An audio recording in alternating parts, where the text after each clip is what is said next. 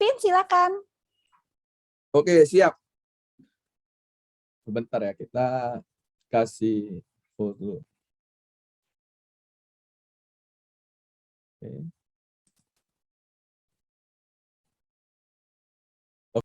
Nah, itu yang barusan saya sampaikan itu adalah analisa teknikal untuk trading harian dan yang untuk nge-swing. Nah, kalau kita trading tentunya harus ada money management juga. Dan salah satu yang paling penting dan maksudnya paling mudah itu adalah kita pakai 10% dana aja. Jadi lebih gampang lah untuk kita hitung-hitungannya. Contohnya misalnya modal kita 10 juta, itu pakai 1 juta. Atau misalnya modal kita 50 juta, sekali masuk saham itu atau sekali ada sinyal itu masuknya 5 juta. 10% dari 50 juta gitu. Oke, next. Nah, ini ya tadi kan money management untuk trading. Ini ada juga money management untuk invest juga ya. Nah, untuk money management untuk invest, biasanya saya sangat menyarankan itu di diversifikasi sahamnya. Jadi kita jangan terlalu cinta sama terlalu sayang di satu saham. Lebih baik kita bagi 4 sampai 8 saham. Jadi idealnya itu 2 saham dengan porsi 20%. Pilihan terbaik kita itu 2 kali 20% kan udah 40%. Nah, terus pilihan yang kedua itu yang 3 saham dengan porsi 15%. Pilihan terbaik kedua kita. Jadi itu udah 45%. Kalau ini kita beli 5 saham.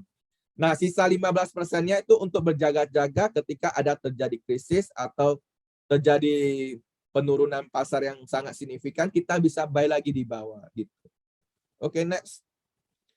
Nah, ini yang trading kita ulang sekali lagi, tapi ini yang lebih lain ya. Kita kalau misalnya kita trading itu lebih baik kita meresikokan itu cuma 1%, jadi lebih aman.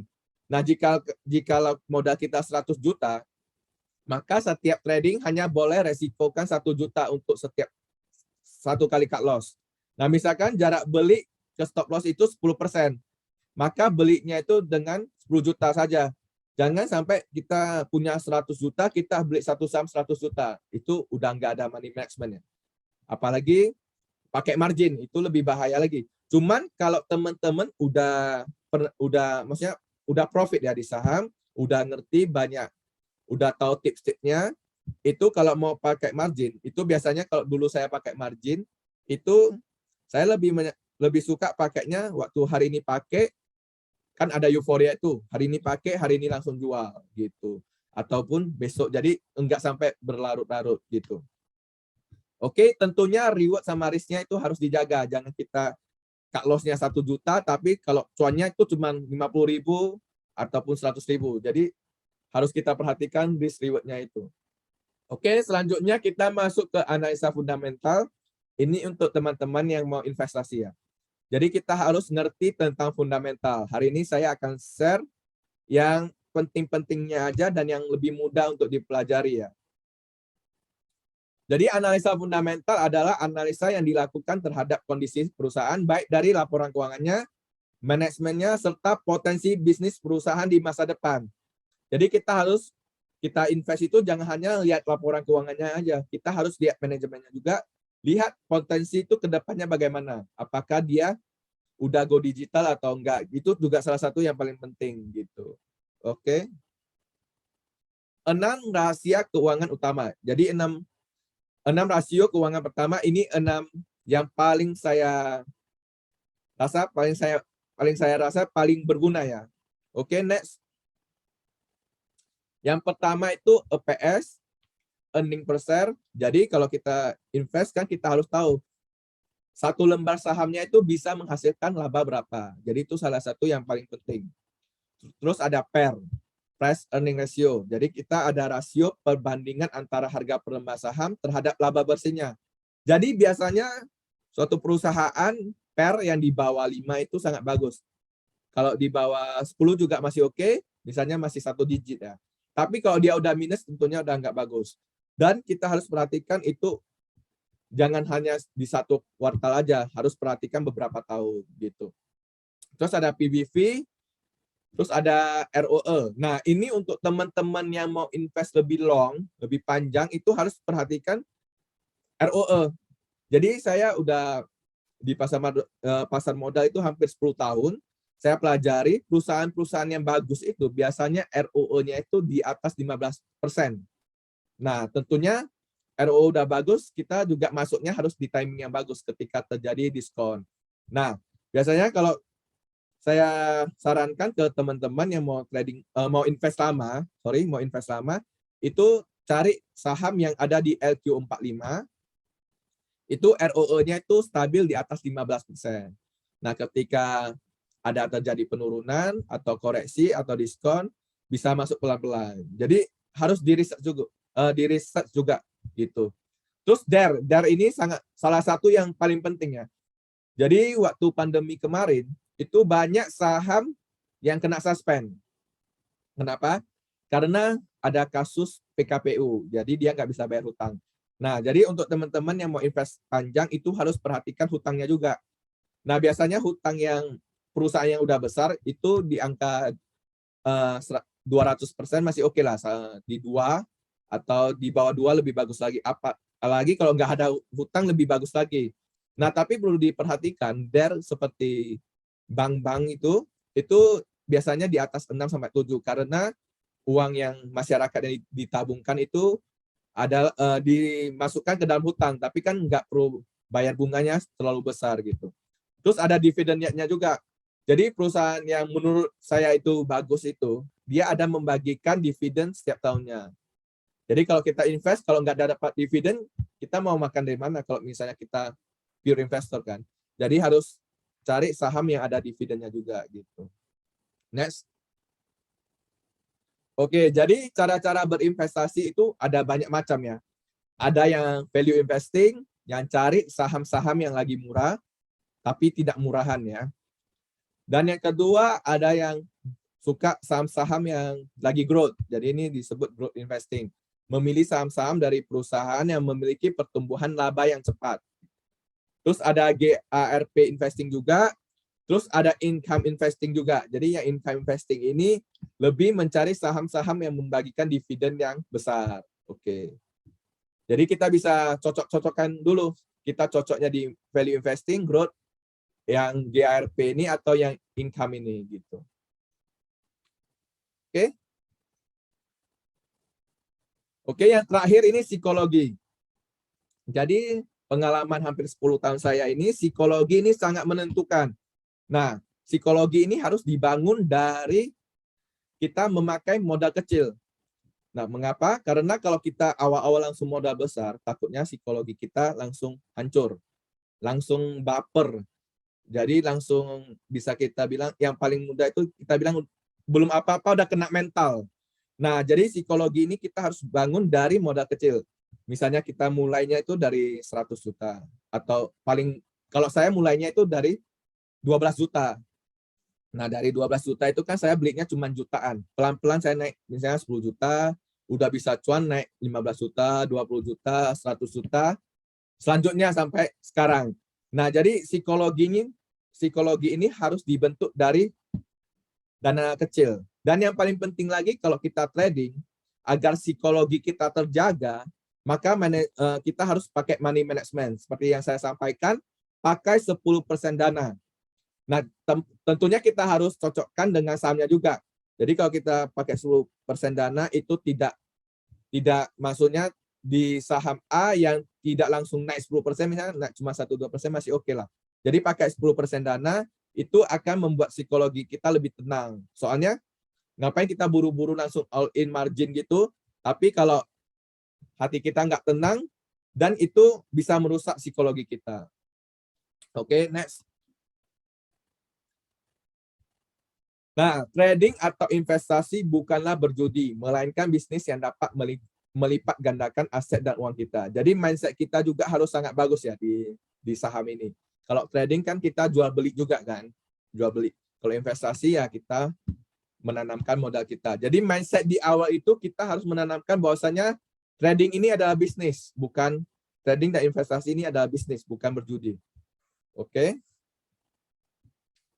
Dan buktinya tentu sudah ada ya, kalau kita lihat toko yang paling berpengaruh maksudnya yang investor yang paling berpengaruh di dunia itu ada salah satunya Mr. Warren Buffett, salah satu yang berhasil melalui saham dan pernah menjadi orang terkaya juga di tahun 2008. Dan kita kalau udah tahu bahwasanya di saham itu kita bisa, udah ada buktinya nih, ada yang menjadi orang terkaya, tentunya itu bisa menjadi satu role model kita lah. Kita bisa lebih, udah ada buktinya gitu. Oke. Oke, ini ada beberapa kata-kata dari Warren Buffett yang sangat bagus menurut saya. Ada terjemahannya nih, Pak. Next saja. Next. Oke. Jadi biar lebih mudah kita pakai bahasa Indonesia aja. Terus dari Warren Buffett mengatakan tentang menghasilkan pendapatan jangan bergantung kepada satu sumber. Jadi kita udah kerja nih, udah berbisnis nih, udah cuan, kita investasikan untuk menciptakan sumber kedua. Nah, investasinya ini sangat disarankan ke saham-saham yang udah bagus ataupun saham-saham blue chip. Nah, kalau udah pelajari lebih dalam lagi, mau cari perusahaan yang mulai berkembang dan bisa profit banyak, silakan. Tapi harus cari yang benar-benar bagus. Terus yang kedua tentang menabung, jangan belanja dulu dan sisanya ditabung, tetapi menabunglah terlebih dahulu sebelum belanja. Jadi kalau kita kerja tuh dapat gaji atau berbisnis dapat cuan lah. Nah, kita jangan kita pakai dulu baru kita nabung, atau kita pakai dulu baru kita top up ke rekening kita. Lebih baik kita sisihkan dulu, maksudnya kita udah, ini saya mau sisihkan 30% nih untuk kita masukkan ke RDN kita. Jadi kita udah dapat uangnya, kita langsung sisihkan. Jangan nanti sisa tinggal 5% atau 3% baru kita masukkan. Jadi kita harus awal-awal kita sisihkan dulu. Terus tentang investasi, jangan meletakkan semua telur dalam satu keranjang. Ini mungkin semua orang udah, teman-teman udah ngerti ya, jangan di satu sama aja. Terus tentang berbelanja, jangan membeli barang yang Anda tidak butuhkan jika Anda tidak mau menjual barang yang Anda butuhkan. Jadi kalau kita misalnya investasi, jangan terpengaruh dengan pergerakan-pergerakan yang singkat ya. Jadi itu benar-benar harus lihat fundamental. Terus tentang mengambil resiko, jangan pernah mengukur kedalaman sungai dengan kedua kaki. Jadi ini salah satu contohnya, kita ketika mau awal trading atau investasi, kita jangan langsung cemplungkan semua dana kita. Contohnya seperti saya misalnya mau trading di saham A yang sama sekali saya belum pernah trading. Saya akan hanya memakai dana kecil aja, sedikit aja dari biasa porsi saya, misalnya porsi saya misalnya 1 miliar. Saya akan mensisihkan cuma 50 juta atau 100 juta, 10% dari porsi biasa untuk ngetes air dulu. Nah, kalau di sana, oh oke nih bisa cuan, baru saya pakai porsi yang biasanya gitu. Terus tentang kepercayaan, kejujuran adalah hadiah sangat mahal, jangan berikan kepada orang murahan. Jadi kita juga harus super hati-hati. Oke? Oke, sekian dulu. Terima kasih kepada sahabat Mira yang sudah mendengarkan teknik-teknik yang saya share. Salam cuan dan sehat selalu. Oke, kita akan masuk ke sesi berikutnya. Kita lempar ke moderator.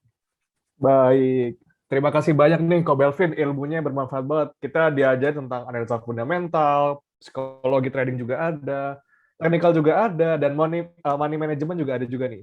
Serta selain itu, kita juga bisa lihat nih, yang perlu kita pahami adalah cara kita dapat uang banyak, itu salah satu tentang saham nih. Karena di saham itu kita membeli sebuah perusahaan. Ya. Jadi ingat, ini bukan spekulasi ya. Jadi harus dipahami dulu, kita beli emiten apa, ketahui emiten itu apa, dan tentukan juga itu untuk investasi ataupun juga untuk trading. Nah, langsung saja kita mulai ke sesi Q&A. Kita mulai nih pertanyaannya Ko Belvin, ini sudah cukup banyak. Mungkin kita pemanasan dulu nih Ko Belvin. Pertanyaannya dari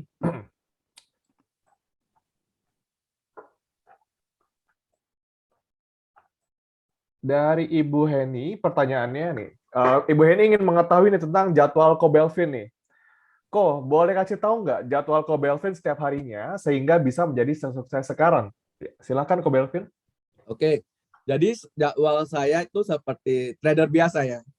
Jadi saya bangunnya ya mungkin biasanya dari jam 6 sampai jam 7 itu lihat-lihat berita, lihat di grup.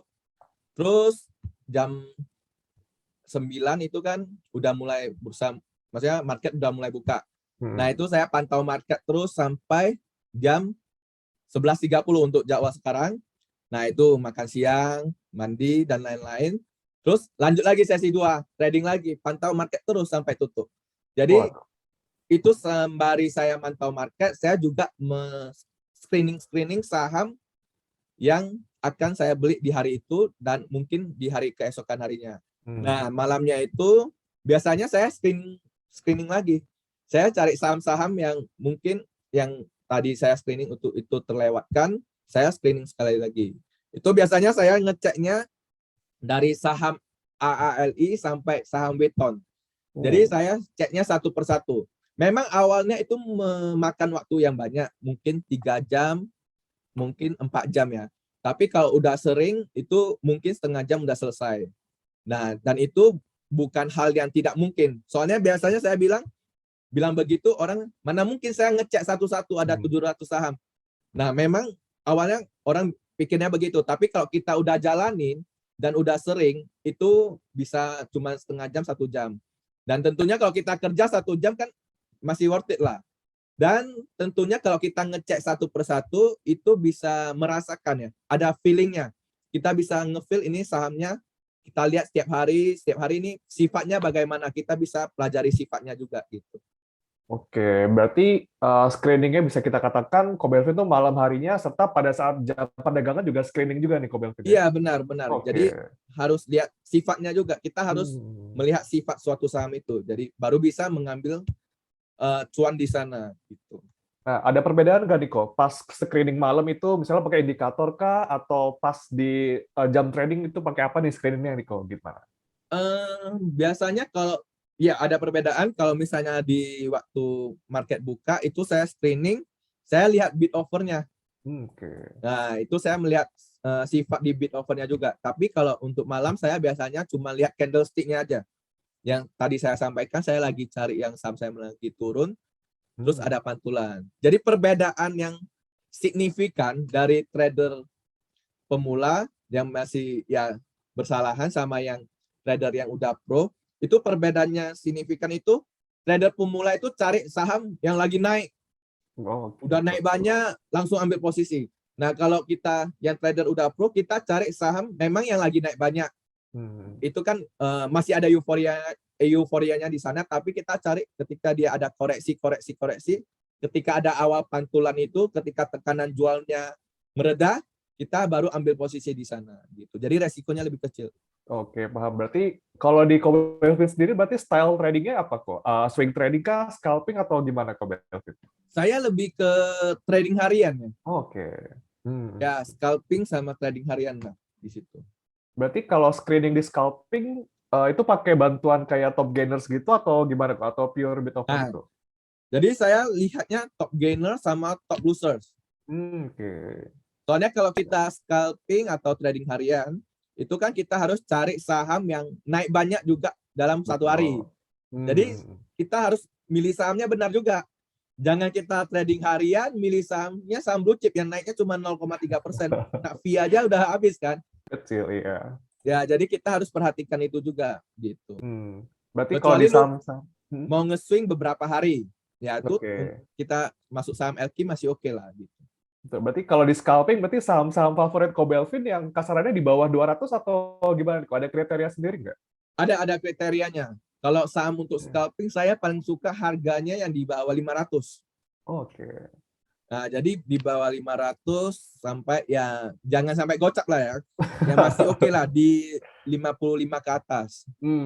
Dan kita lihat kalau mendekati gocap itu sebelumnya itu dia enggak pernah tidur gitu. Maksudnya di 52, 53 masih ada bid overnya masih oke lah kalau di sana. Soalnya kan sekali kenaikannya itu kan cukup lumayan ya, Gede banget. 1,5%. Ya. Iya. Oke, mungkin kalau dari saya itu dulu. Pertanyaan selanjutnya mungkin dari Cimarta, silahkan.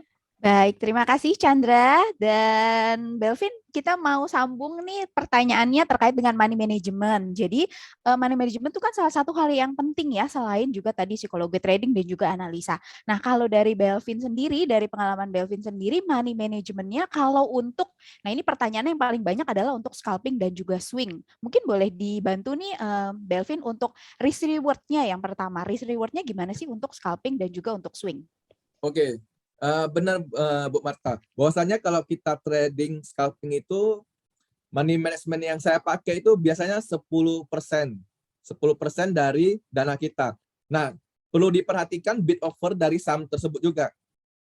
Nah, biasanya kalau untuk lebih amannya kita cuman ngecek misalnya satu bid itu satu papan itu misalnya 10.000 lot. Nah, kalau misalnya satu papan 10.000 lot, paling enggak maksimal ya kita makannya cuman 3 kali papan aja. Soalnya kalau kita makan terlalu banyak, misalnya teman-teman yang dananya besar, takutnya itu kan enggak bisa exit karena kebanyakan. Nah, itu perlu diperhatikan juga. Tapi untuk yang misalnya di bawah 100 juta itu lebih gampang ya. Kita cuma pakai persenan aja 10% agar psikologi kita juga terjaga. Nah, risk reward-nya itu lebih baik itu 2 banding 1. Jadi ketika kita profit itu misalnya 2 juta, ketika cut loss itu 1 juta. Nah, itu cut loss-nya itu 1 juta juga bisa diminimalisir dengan trailing stop. Jadi kita bisa ketika harga sahamnya mulai naik, itu stop loss-nya misalnya kita dari 5%, kita bisa naikkan menjadi 4%, 3%, 2%. Jadi ketika ada euforia, stop loss-nya itu juga mengikuti. Jadi resikonya itu akan sangat rendah dan ini sangat cocok untuk trading harian atau scalper gitu. Oke, baik. Berarti antara risk reward-nya sebenarnya antara scalping atau swing, entry-nya juga tadi sebenarnya sama ya, Belvin? Hampir sama, cuman kalau kita nge-swing itu lebih baik cari awal uptrend karena kita kan mau long run ya. Ya. Jadi paling bagus itu ketika awal uptrend, keluarnya waktu patah trend, jadi downtrend. Jadi kita harus cari teknik yang cocok juga, maksudnya posisi yang tepat juga gitu. Oke, baik, Belvin. Dan kita mau nyambung lagi pertanyaan terkait dengan indikator nih. Tadi kan Chandra juga ada sempat tanyain, karena ini ada yang nanya. Tadi kan Belvin udah jelaskan yang mengenai pattern ya. Kalau untuk Ya. Belvin sendiri sebenarnya ada indikator favorit nggak sih untuk analisa teknikal, terutama untuk yang scalping? Kalau saya lebih pakai candlestick sama chart pattern, jadi cuma pakai candlestick. Nah, kalau mau untuk tambahan indikator, saya biasanya pakai moving average yang 60. Nah, itu biasanya itu untuk lihat tren. Jadi ketika candlestick di atas MA 60 itu tandanya lagi uptrend. Tapi kalau ketika candlestick di bawah MA 60 berarti tandanya lagi downtrend. Jadi itu untuk lebih memperjelas lah trennya lagi gimana gitu. Oke, baik. Baik, terima kasih Belvin. Saya persilakan Chandra kembali untuk melanjutkan. Silakan Chandra. Oke, terima kasih sih Marta. Nah, setelah kita ngobrol-ngobrol tentang jadwal dan teknikal, nah kita bahas sedikit nih Ko Belvin tentang psikologi nih Ko Belvin. Ya, Nah, seputar psikologi, ada yang menanyakan saat trading sejauh ini di market selama 10 tahun, nah Ko Belvin itu pernah rugi seberapa besar? Dan bagaimana cara oke. mengembalikan psikologinya itu setelah rugi itu? Gimana kok? Kalau rugi yang awal-awal yang besar itu di Hmm. pertama itu ya, ketika 2015 itu ketika ada pelemahan ekonomi itu sampai 30%-an lebih secara Waduh. persenan. Nah, di Hmm. sana saya maksudnya baru mulai menyadari bahwasanya harus ada trade plan. Ini jangan sampai kita ruginya tuh berlarut-larut. Karena waktu itu kan 2014 saya beli apa aja pun cuan kan. Iya. Jadi ketika uptrend kita beli aja apa aja bisa cuan, tapi pas downtrend itu jadi bingung kenapa kita bisa loss sampai gitu banyak. Nah, Hmm. dari sana saya mulai ada buat trade plan. Nah, ketika ada trade plan, awalnya itu saya pakai stop loss 5% untuk trading hariannya. Tapi sekarang saya pelajari lagi 3% masih oke. Jadi resikonya itu saya semakin kecilin. Nah, Hmm. bisa lebih kecil lagi kita lihat bid offernya juga. Nah, jadi kita harus lihat bidnya yang tebal juga, yang asli juga, dan sejarah-sejarah, maksudnya sejarah dari saham itu juga gitu. Oke. Berarti jam terbang nggak pernah bohong ya, Ko Belvin ya? Iya benar. Jadi kita bisa meminimal resiko kita dari jam terbang juga dari pengalaman kita. Gitu. Oke. Tadi kan sempat disinggung tentang bid sama over nih. Nah, ada yang menanyakan nih, Ko Belvin. Gimana cara kita mengidentifikasi adanya fake bid sama fake offer-nya nih, Ko Belvin? Cara mengidentifikasinya itu dengan kita pantau setiap hari saham itu. Oke. Jadi kita bisa lihat waktu bid aslinya itu bagaimana. Ketika dia euforia, bid aslinya itu bagaimana. Soalnya kalau kita pantau setiap hari, kita kan bisa lihat, misalnya contoh saham ABCD. Betul. Memang ketika waktu enggak euforia, kalau saham-saham yang untuk trading harian itu memang dikit-dikit. Tapi ketika euforia kan ada juga bid asli yang euforia kan. Misalnya satu tiknya mina 12.000, 15.000, ya belasan ribu lah. Nah tiba-tiba jadi 200.000, 300.000, ya itu tentunya fake bid. Jadi kita harus salah satu cara yang paling bagus adalah kita pantau terus saham ini. Dan kalau misalnya kita belum pernah pantau saham ini, lebih baik pakai dana kecil. Jadi kita tes air dulu, ada pengalaman dulu, baru kita masukkan dana biasa kita gitu. Oke, paham. Jadi harus sering-sering lihat juga berarti ya? Ya, biar mengenali sifatnya ya, sifat dari bid offer suatu saham gitu. Terus kalau Ko Belvin sendiri pada saat scalping itu sering lihat running trade atau gimana, Ko Belvin? Running trade. Kalau teman-teman scalping yang lain itu memang suka running trade ya. Tapi kalau saya lebih suka lihat top gainer sama top loser. Oke, langsung dari situ. Ya, soalnya running trade kan pantau terus pun saya sih kurang cocok. Cuman teman lain mungkin cocok ya. Saya lebih suka lihat top gainer sama top losernya gitu. Ada lihat running trade tapi tidak dari jam 9 sampai jam 3 gitu. Oke, paham. Nah, lalu menyambung juga nih kok. Ada yang bertanya, tanda-tanda saham mau ambles sama mau to the moon nih dari bid sama offer itu gimana kok? Bisa kelihatan nggak? Dari bid offer ya? Hmm. Biasanya kalau saya lihat tanda-tanda saham yang mau to the moon sama yang mau ambles itu ketika euforianya udah melemah. Oke. Atau ketika kena UMA. Kena UMA, ya betul. Jadi itu perlu diperhatikan juga kita kalau udah trading, maksudnya udah lama di pasar pasti mengerti kan, suatu saham yang udah auto reject 3 kali itu biasanya bisa kena UMA. Jadi paling enak ya masuknya waktu yang pertama kali atau yang kedua kali lah. Nah terus ketika udah mendekati closing, tapi sahamnya nih udah mau arah, cuman enggak arah-arah kan. Nah itu salah satu yang berbahaya juga. Soalnya tiba-tiba penutupan enggak arah, itu besoknya bisa terjun juga. Iya. Jadi ya harus diperhatikan itu juga. Setara bid offer, biasanya ketika udah naik tinggi, bidnya itu dicabut. Atau teman-teman, maksudnya kan yang masang bid itu bisa banyak orang juga kan. Betul. Jika ada yang dana lebih besar cabut, terus yang lain mengikuti cabut dan jualan, itu salah satu yang harus diperhatikan juga. Jadi untuk trading harian tentunya harus mantau. Saya kadang heran ada yang trading di saham yang ya kita bilang yang saham gorengan lah, ya lebih gampang ya. Dia malah tidur. Saya tadi tidur kok. Ya. Saya bilang, saya yang tiap hari trading udah 10 tahun, mau ke kamar mandi aja mikir ya kan. Nggak berani. Dia malah tidur. Jadi harus dipantau terus gitu kalau kita trading harian gitu. Oke. Terus berarti kalau Belvin pada saat scalping itu kebanyakan hajar kanan atau nunggu di bid atau gimana kok Belvin? Stylenya? 90% lebih saya langsung HK. Kenapa? Ada alasannya. Saham kalau mau to the moon, mau terbang, tidak nunggu kita. Betul. Oke. Jadi kalau jualan saya juga langsung haki, langsung jualan gitu. Soalnya saham yang mau turun ya tidak nunggu kita harus kena offer kita dulu mau turun. Iya. Jadi dia kalau udah tekanan jualnya mulai ada ya langsung saya haki gitu. Berarti nggak pakai average gitu lah ya, langsung sekali hit aja kalau kali ya? Dana besar harus Mas. Ya kalau Okay. tergantung, kalau misalnya dananya masih di bawah 100 juta, tradingnya masih enak. Dulu saya 100 juta, haki kan. Tapi kalau udah masuknya udah puluhan miliar itu kan perlu money management yang berbeda juga. Jadi keluarnya pelan, masuknya juga ya. Tapi masuknya tetap haki juga gitu. Oke, paham. Oke, untuk selanjutnya boleh dilanjutkan, Cimarta, silahkan.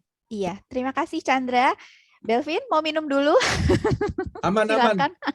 Oh Aman, ya, Bu Belvin Manta. mau nanya nih, kalau misalnya ya kita kan mungkin sahabat Miraset juga banyak nih yang pakai running trade ya, karena kan di running trade itu kita bisa lihat nih saham yang lagi manggung yang mana gitu ya, Belvin. Benar-benar. Nah, kalau dari Belvin sendiri nih misalnya nih ada banyak nih saham yang lagi manggung beberapa. Nah, itu gimana Belvin membedakan saham itu cocoknya untuk di swing atau untuk scalping aja?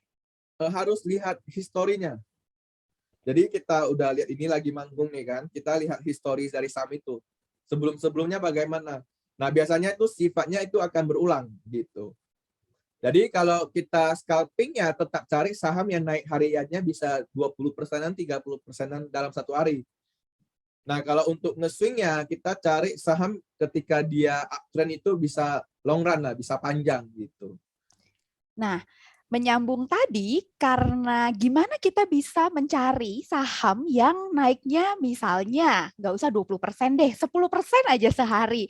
Nah, itu tuh kan tadi Belvin bilang, Belvin lihatnya dari bid offer ya. Nah, ciri-ciri di bid offernya tuh kayak gimana sih Belvin untuk saham-saham yang ada potensi arah atau naiknya di atas 10%? Nah, kalau untuk potensi arahnya itu bid offer itu tambahan lah. Tapi yang paling utama itu kita cari saham, maksudnya secara histori, misalnya minggu lalu atau 2 minggu lalu itu dia pernah auto reject. Nah, saham yang pernah auto reject, kemungkinan besar dia akan auto reject lagi. Gitu. Karena kan itu auto reject kan euforianya itu kan nampak dari market maker-nya, dari euforia retailnya juga kan. Nah, kalau dia bisa auto reject, berarti market maker-nya maksudnya enggak ada, biasanya saya sebut ada setannya lah. Setannya enggak ada di sana. Makanya dia bisa auto reject. Tapi kalau saham yang jarang auto reject, itu biasanya kalau udah auto reject, biasanya ada setan yang keluar yang udah lama lah penunggunya lah. Maksudnya lebih softnya kita bilang penunggunya. Biasanya sepi tiba-tiba auto reject, dia bisa jualan di auto reject ya, itu bisa mengganggu. Jadi yang paling penting itu kita perhatikan saham-saham yang pernah auto reject gitu. Jadi Oke, kalau kita mau cari saham, mau cuan di saham yang akan auto reject, kita lihat histori saham yang pernah auto reject gitu. Dalam waktu 1 minggu sampai sebulanan terakhir lah. Oke, berarti time frame-nya kurang lebih ya paling lama ya sekitar 1 bulan begitu ya, Belvin? Iya, karena euforianya masih ada di sana. Oke, baik. Baik, Belvin. Kita lanjut lagi ke pertanyaan berikutnya. Mungkin dari Chandra, udah ada dari Chandra? Kayak aku udah ada, Ci. Nah, ada yang menanyakan nih Ko Belvin. Untuk Ko Belvin sendiri itu suka trading waran nggak, Ko Belvin? Suka sih enggak ya, tapi pernah. Oke, nah boleh ceritain nih Maksudnya Ko. biasa aja sih, biasa aja. aja. Soalnya saya lebih suka di saham yang lapis 3, lapis 2. Soalnya di sana kan maksudnya pasarnya lebih banyak. Orang-orangnya lebih banyak yang transaksi Ya, di situ ya. ya Kalau betul, waran betul. masih jarang. Oke. Waran ya tentunya kalau ada yang menarik masuk juga. Oh Cuman iya harus sih. dilihat resikonya juga gitu. Betul. Soalnya dia harganya nggak ada ARA atau ARB kan kalau waran gitu Iya. kan. Tapi kalau saya lebih suka nyari saham IPO yang ada warannya. Oh, nah Jadi itu menarik. bonus cuan di Betul. hari pertama, hari kedua kan bisa langsung. Waduh, banyak lah cuannya. Cuman harus dipelajari juga, jangan seperti saham yang IPO tapi di hari pertama, hari kedua langsung ARB kan. Itu juga harus dipelajari IPO yang kemungkinan besar setelah listing itu arahnya itu apa kriterianya. Nah, kalau sedikit saran, ya saya pakai itu. Saya mencari IPO saham yang tentunya yang paling enak ya di bawah 500 ya. Betul. Terus yang dikasih ke pasar itu nggak banyak. Oke. Nah, jadi misalnya di bawah 8 juta, di bawah 7 juta, pokoknya di bawah 8 juta lah. Kalau misalnya 3 juta, 4 juta, saya biasanya masuk banyak di sana gitu. Berarti tadi yang dibilang yang dikasih ke market 3 juta atau 8 juta itu maksudnya saham yang diberikan atau dia value apa ya? Si emiten ini nyari dana berapa atau gimana tuh kok maksudnya? Sahamnya lotnya, lembar sahamnya. Jadi Lembar saham yang lembar ditawarkan. sahamnya itu yang di bawah 8 juta saya cari biasanya gitu. Oh, berarti kriteria adalah di bawah harga 500 dan di bawah 8 juta tadi ya. Dari 8 juta lembar ya, 8 juta lembar. Oke, 8 juta lembar. Bukan Dan yang penting bagi waran tadi dapat bonus-bonus Nah, kalau ada gitu ya. warannya lebih menarik lagi, ngebom lagi lebih banyak. Iya sih, ada keluar tuh kayak kita dapat bonus aja kan, nggak harus beli Iya, apapun. hari pertama kita bisa maksudnya ambil modal kita dulu dari waran kan. Betul. Kadang-kadang bisa lebih cuan dari waran malah. Malah lebih cuan warannya. Iya. Nah, jadi kita Cuman lanjut lagi nih. disclaimer ya, harus dipelajari dulu. Soalnya kan Betul. untuk masuk IPO juga ada resikonya gitu. Ya. Harus dibaca juga prospektusnya ya. Kita baca nih dananya buat apa, yang ngebawa siapa nih gitu kan. Ya harus tahu juga di belakangnya siapa juga. Itu salah satu yang paling penting juga. Itu agak berat nih kalau kita bahas ini, agak berat itu. Soalnya nggak kebuka ke publik kan semuanya itu kan. Iya benar-benar. Informasinya.